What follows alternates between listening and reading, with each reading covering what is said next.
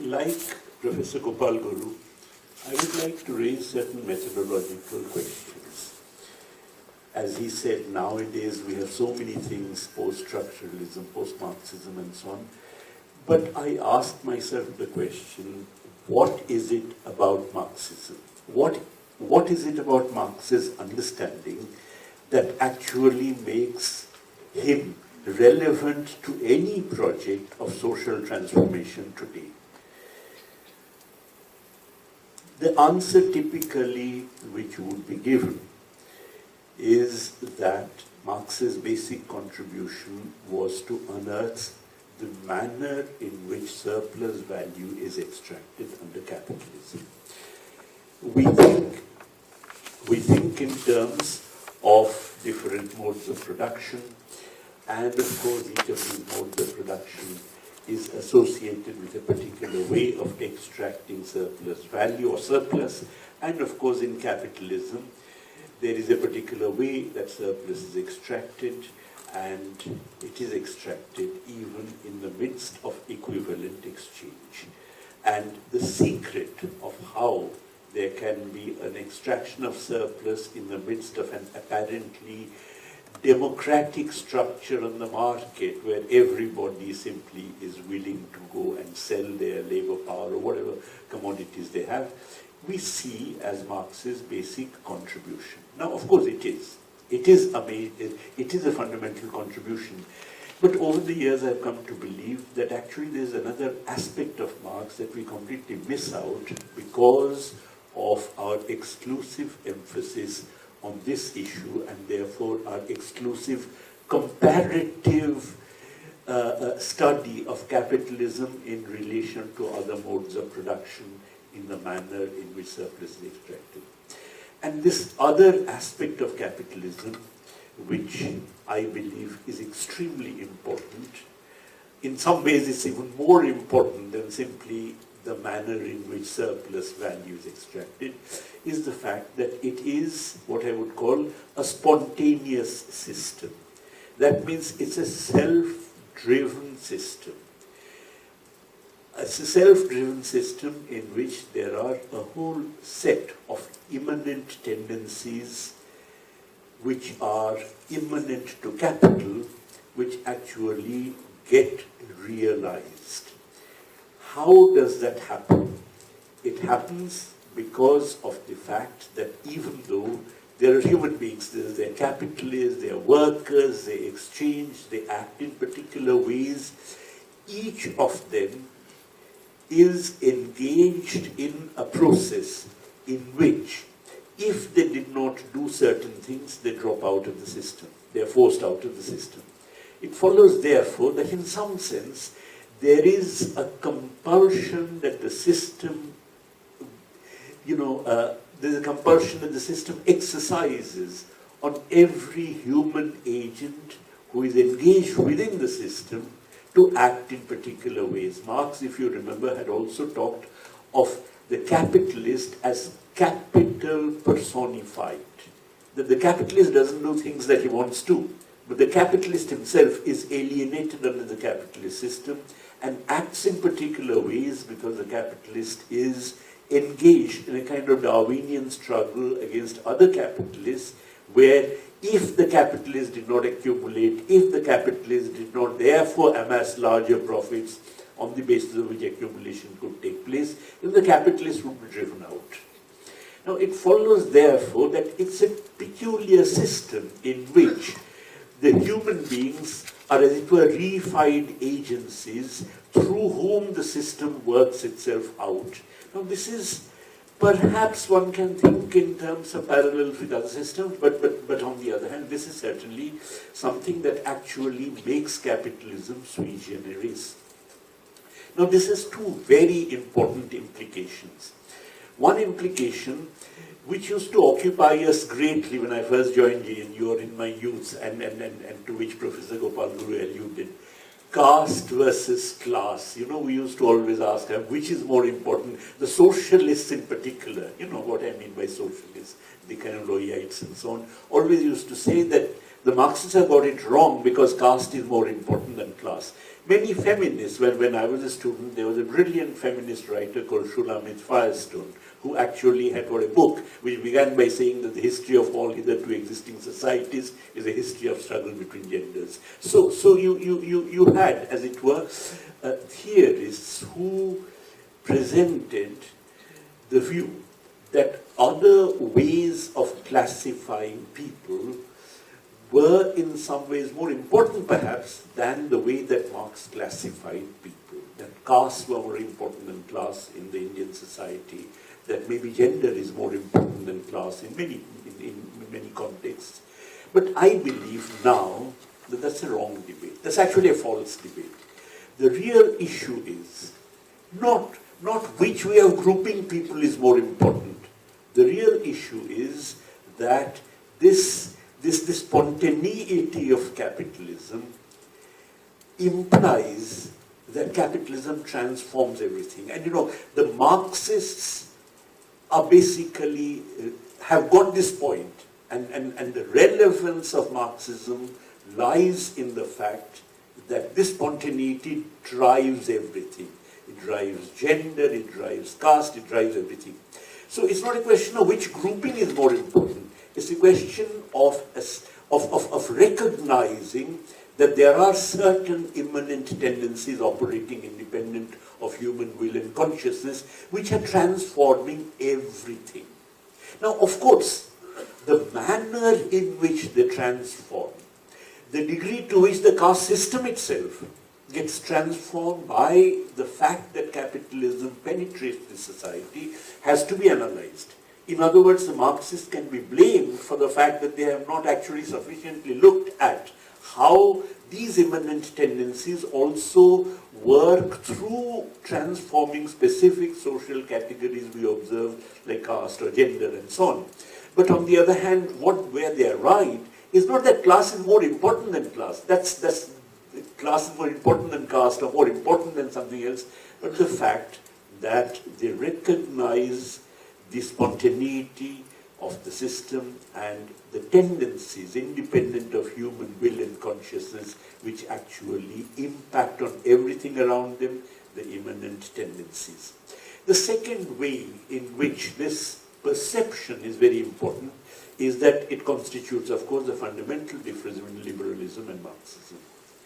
Liberalism and socialism. Because if you could have, let us say, an overarching state that could modify the capitalist system, then there's no need for socialism. In fact, that's exactly the argument, for instance, that Keynes had put forward. Keynes had said that, look, socialism is unnecessary. I see the problems of capitalism, the fact that it cannot provide full employment to everybody, the fact that it is characterized by massive unemployment, which is unacceptable as far as society is concerned. But there's a way of treating it by having a state that can actually intervene in the system. Piketty is saying the same today. Piketty is saying that, look, there is huge inequalities, but what you need is property taxation. Now, it is not only the social power of the capitalist that prevents such taxation. I mean, you could say that, look, they are not going to agree to it and they're going to kind of, create problems. Of course they would. I mean, that's not a pointed issue. But even if you could mobilize adequate social power, as long as you're within the system, you simply cannot do the kind of reforms that either Keynes visualized or that are being talked about by Piketty or Krugman or whatever, Stiglitz or anybody. Why not? Because the self-drivenness, the spontaneity of the system implies that if you have interventions of that kind, well, it implies two things. Firstly, if you have interventions of that kind, then these interventions make the system dysfunctional. Therefore, either you persist with the interventions, carry the interventions to higher and higher levels as the system becomes dysfunctional, or alternatively, you retreat from these interventions. In other words, either these interventions dialectically lead you on to socialism, or alternatively, you roll back the interventions. The other way in which such interventions become impossible is the fact that, again, the immanent tendencies of capitalism also militate against such interventions. Let me give you an example. The most massive intervention in the history of capitalism was, of course, the post-war demand management under Keynes and the development of welfare capitalism and so on. Two things happened. One was an example of dysfunctionality, and that, of course, is the emergence of massive inflation that took place in the late 60s and early 70s, which everybody recognizes was because of the fact that actually a system operating close to full employment, which it did for over 20 years, actually strengthens the working class's bargaining strength to such a great extent that it becomes impossible for it to continue. A recognition of which actually discredited Keynesianism and paradoxically led to the revival of the most reactionary monetarist theories as a kind of new wave. The other way in which we again found the same kind of spontaneous tendencies militating against intervention is the fact that you had, throughout the period of post-Second World War Keynesian demand management and welfare capitalism, an enormous centralization of capital, huge blocks of capital. And that, if you remember, Marx had mentioned, was one of the immanent tendencies of capitalism. Enormous blocks of finance. Then these blocks of finance went global. You had the formation of a euro-dollar market. Then euro-dollar market started loan pushing all over the world. And therefore you had finance capital getting internationalized. And when you get finance capital that is internationalized, they put pressure on the nation states to allow financial flows. Europe was the first to give in, and subsequently, as we know, Latin America, Africa, India, and so on. And therefore, you had a world in which, in the context of internationalization of finance capital, the nation state could no longer pursue policies with any degree of autonomy, whether policies of welfare expenditure or policies of Keynesian demand management and so on. As a result, the spontaneity of the system had actually defeated interventions which Keynes thought would actually stabilize the system. It follows, therefore, that the basic difference between, I mean, if you take Piketty's proposal today, for instance, the argument would not be that capital is too powerful to allow property taxation. Of course it is. That's not the point at issue. But additionally, if you have property taxation, capital would flow to some other countries and so on and so forth. I mean, so, the basic difference between liberalism and socialism consists, in my view, in the fact that capitalism is not a malleable system. It's not a system like putty that you can change about in any way, that you can actually have a state influenced by the working class, by the emergence of the working class, a social democratic state, for instance, in a malleable way transforming capitalism into a more humane system. I think this difference between liberalism and socialism, the fact that capitalism is not a malleable system, that it is actually imbued with a spontaneity in its movement, is something which in fact goes back to the very notion of a commodity. And in the more recent period, I've also become more acutely conscious of the differing perceptions of the commodity between Adam Smith and Marx. I mean, I believe the Smithian notion of the commodity underlies the political economy of liberalism, while the Marxian notion of commodity underlies the political economy of socialism. And these two notions are by no means identical. You see, Smith actually talked about exchange. For a start, I think this also extends to the question of what is a commodity. Smith began with the notion that people engage in exchange because of what he called a propensity, a human propensity to what he called truck, barter, and exchange. That basically individuals want to come together in order to exchange things. And of course, when they come together to exchange things, then they do so to their mutual advantage. And therefore, from the very beginning, you build up a system in which, on the whole, It may have failings of various kinds which can be rectified by the state according to Smith, but on the whole, you are actually serving the common good. That you may be, that it is something which actually helps everybody. That, in other words, human agency has got a certain autonomy. Or human beings who are engaged in commodity production have an agency. But if you look at Marxian notion of the commodity production itself emerges with a kind of spontaneity, and people who are caught up in commodity production are again people who are not kind of doing it and can withdraw from commodity production. If they can withdraw, then that's not proper commodity production, and I'll come to definitions in a moment. But actually, they too are caught up in a process of commodity production, and therefore commodity production itself is alienating. Okay, now this is related to a number of things. For instance, it's related to the very notion of a commodity. What is a commodity? If you look at classical political economy, commodity has a use value and an exchange value. So anything which is useful and which is traded and has a price in the market and so on, we call commodity. And therefore, commodity production usually is defined as production for the market. I believe that is not correct. I mean, I believe there is something additional about Marx's notion of the commodity, namely that a commodity for the seller is exclusively an exchange value.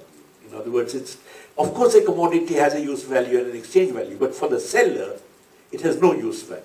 For the seller, it has pure exchange value. For the seller, it's a pure amount of money. Okay? And this has many other implications. For instance, we talk about homogeneous labor. Smith begins, why is labor homogeneous? Smith begins the Wealth of Nations, if you remember, by saying the annual labor of a society. So when he talks about the annual labor of a society, he's already talking about labor that is aggregated in some sense. On what basis is it aggregated? How do you aggregate the labor of a professor with the labor of a porter, let us say? And in fact, I believe Smith gives these very examples. He aggregates it by saying, and something which emotionally one would sympathize with, he aggregates it by saying that really there's no basic difference between a professor and a porter. That basically, it's not as if the professor is cleverer or the porter is not, or any such thing. It's simply that they all begin more or less with equal kind of talents, but at some point the professor gets a chance to get educated, the porter drops out of the workforce, and the professor goes on to get a PhD and so on and so forth. So in a sense, he's actually reducing this difference and therefore making the aggregability of labor a function of the fact that there is something innately common between all kinds of labor. But not according to Marx. According to Marx, the professor's labor and the porter's labor are absolutely identical because the professor and the porter have both themselves reduced their labor into money. Because the moment you actually have commodity production, including labor power becoming a commodity, then of course that labor power only has a certain amount of money in the eyes of the professor or in the eyes of the porter. So you can easily make it commensurable. It has nothing to do with attributing any innate kind of equality to the fact of labor. Though of course, emotionally, I quite like Smith's idea, but fundamentally I think one has to be analytically clear that the notion of a commodity is different in Marx. The notion of homogeneous labor is different in Marx. The notion of why commodity production takes place. In Marx, it takes place because of the fact, well, that has to be historically kind of, explain the origins of commodity production, but basically it is a system which is alienating, in which people are caught up, and commodity production also leads on to capitalism. So I would say there are two fundamentally different approaches. One is the approach of liberalism, and they are different political economies. These political economies run through, as it were, they run through the concept of commodity, they run through the understanding of capitalism, they run through the fact that in one way of looking at things, capitalism is malleable. there may be, I mean, individuals come together, as it were, as agents to form a capitalist system. Maybe there is something wrong about the functioning of the system, the state can come and rectify it. But according to the other, capitalism is a spontaneous system. Economics drives politics. It's impossible for politics to drive economics unless you have a different system, and that's the socialist system, in which people, as citizens, if you like, can therefore shape the economy in a manner that they consider worthy. Now this has a couple of other implications. I'll just take 2-3 more minutes. The first implication is on the whole question of reform versus revolution. Now I think, there's a dialectics of reform and revolution. It's not a question of choosing one versus the other. There's a dialectics of reform versus revolution, which I think we should be clear about. If capitalism is a spontaneous system, I mentioned earlier, then any intervention in the functioning of capitalism, which may actually be motivated by reformist ideas, let us say, is something that would push the system into a situation where either you deepen, enhance, accelerate the reforms, or you pull back. Now therefore, if you pursue the logic of reforms, then you would have to transcend the system. So this idea that reform is, that's somehow demanding reforms, there's something wrong with it. No, on the contrary, if you systematically demand reforms, knowing full well that these reforms have got to be enhanced and deepened, if they are going to remain reforms, in that case you would necessarily come to a situation where the transcendence of the system comes on the agenda. The second point I wanted to make is that even though capitalism is a spontaneous system, its spontaneity never gives rise to a fact where it actually causes a closure. Why not? I mean, Marx said that the spontaneity of capitalism gives rise to the formation of a proletariat which is going to destroy capitalism. Capitalism doesn't want the workers to organize themselves, but you bring all kinds of people, put them together, and of course to start with they organize themselves for kind of small struggles, but then slowly develop a kind of sense of a new community. I mean, Marx has this famous quote in Poverty of Philosophy where he says that English economists think that trade unions are formed for higher wages, and they are completely puzzled that even when the workers don't succeed in getting any higher wages, they actually pay an amount from their existing meager wages just to keep the union going. How is it? Because the workers who form trade unions and so on, or form new combinations, are in a sense trying to keep this new community going. It is not just private self-seeking coming together, even though that may have been the original motivation, soon they go beyond that. But anyway, Marx therefore said that the system does not become an enclosed system in which you actually do not have any possibility or agency of change. I believe there is also another very important reason for this, namely that capitalism is a very peculiar system. If you look at the French Revolution, what were the slogans? Liberty, equality, and fraternity. These were the slogans of the bourgeoisie. In other words, it's a system that is fundamentally based on a betrayal. It betrays its own slogans. And why does it do so? Not because they are bad fellows or conspirators and so on, but I think that is what the system of commodity production necessarily gives rise to. And consequently, in fact, for those who want the transcendence of the system, it's not as if you put forward a different set of slogans, but you actually, in a sense, quest for the realization of the very slogans that capitalism has betrayed. Which is a point similar to the reform versus revolution point I was trying to make earlier. The last thing, I would like to have said something about India, but I've already kind of exceeded my time limit. But I'd just like to make one point and leave it at that. I think. And that point is that, as Professor Guru said, that that the penetration of capitalism really does not allow the old system to continue. it does not allow the old system to continue. In our case, for instance, the penetration of colonialism did not allow the old system to continue. The anti-colonial struggle, the struggle for social emancipation like Ambedkar and Phule and others, two major struggles of 19th and 20th century, in a sense really formed the vision of a new India. Okay? I believe that the spontaneity of capitalism, which necessarily produces inequalities, is such that it is intrinsically incapable of realizing that vision of a new India. In other words, the project of a modern India is a new project. By the way, these days you find a lot being written in the newspapers about what a tolerant society we had. No. We had an extraordinarily intolerant society. Extremely, where you have untouchability and so on, cannot be a tolerant society. Horrible. It was a horrendously intolerant society. In Kerala they had unseeability.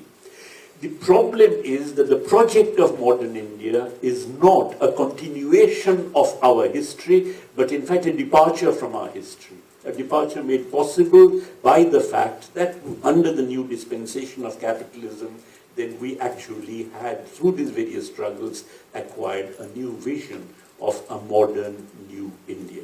But that vision is incapable of being realized in a world of spontaneity of capitalism, where inequalities are endemic, where the creation of inequality is one of the immanent tendencies of capitalism, and in specific historical context, this creation of inequality necessarily means that the Dalit would remain a Dalit. You know, in other words, this immanent tendency thrust upon a particular history is always going to therefore frustrate the project of a new India. And that's why I believe even to realize that project, it becomes very important to transcend the capitalist system. So I would put the case for socialism not on the grounds that socialists are doing something different altogether from what, let's say, the visualization of a society was, but that this visualization, democracy for instance, socialism is not something which is different from democracy, but you can realize authentic democracy, you can realize authentic secularism, you can realize the authentic project of a modern India only through socialism. Thank you.